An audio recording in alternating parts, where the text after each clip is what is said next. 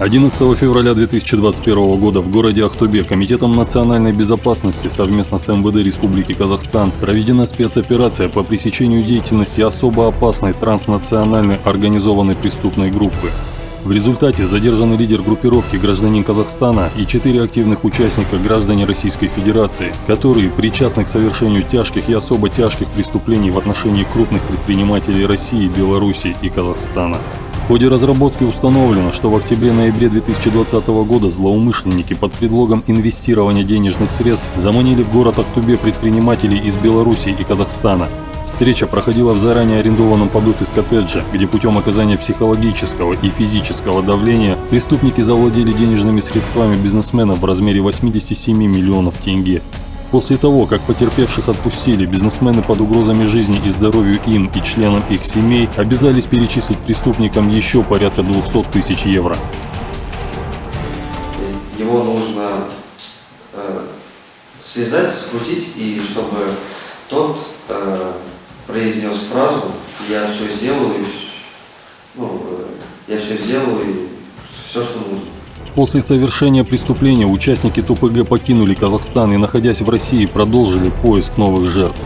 Лидер группировки, возвратившись домой в Нур-Султан, продолжил жить обычной жизнью, не привлекая внимания правоохранительных и специальных органов.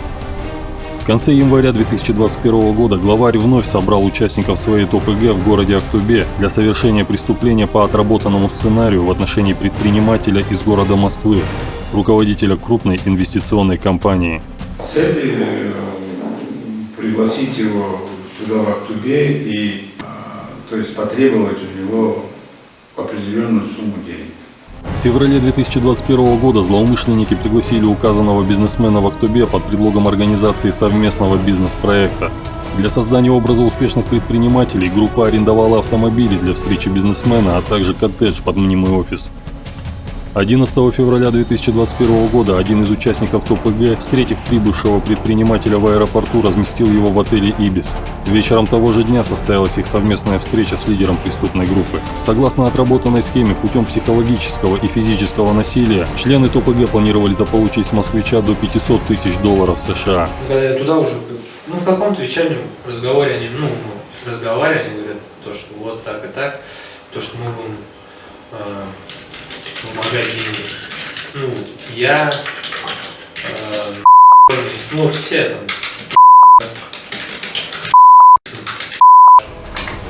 Сразу же после этого преступления злоумышленники планировали обманным путем пригласить предпринимателей из России и Арабских Эмиратов.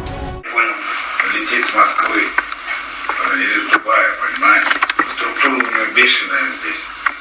Понимаешь, если она одна из таких топовых, у нее бабла может быть,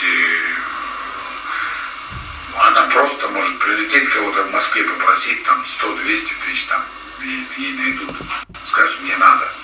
Понимаешь, она даже не скажет где, она просто скажет мне надо. 100-200, почему, что не дергать? Понял? Поэтому она вообще без этих.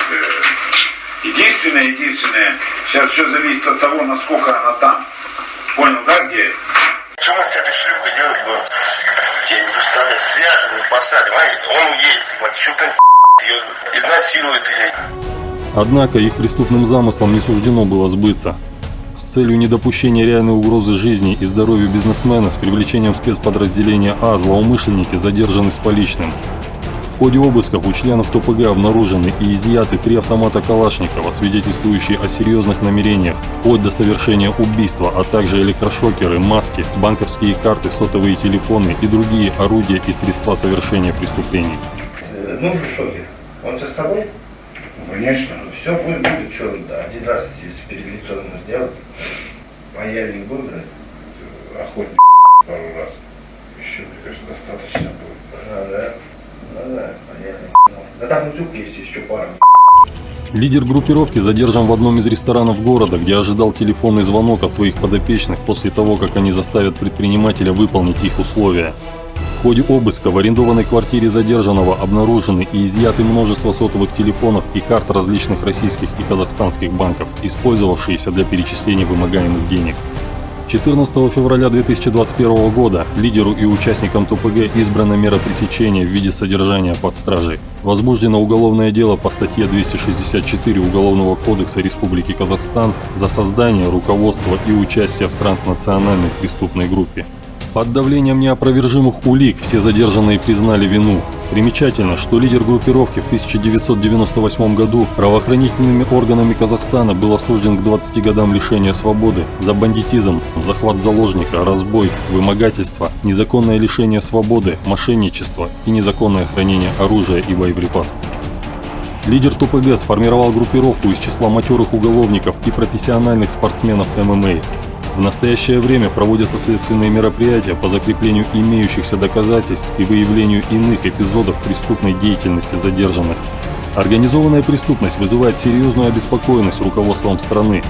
Поддержание должного уровня национальной безопасности и недопущение роста транснациональной преступности является приоритетным направлением деятельности специальных и правоохранительных органов Казахстана.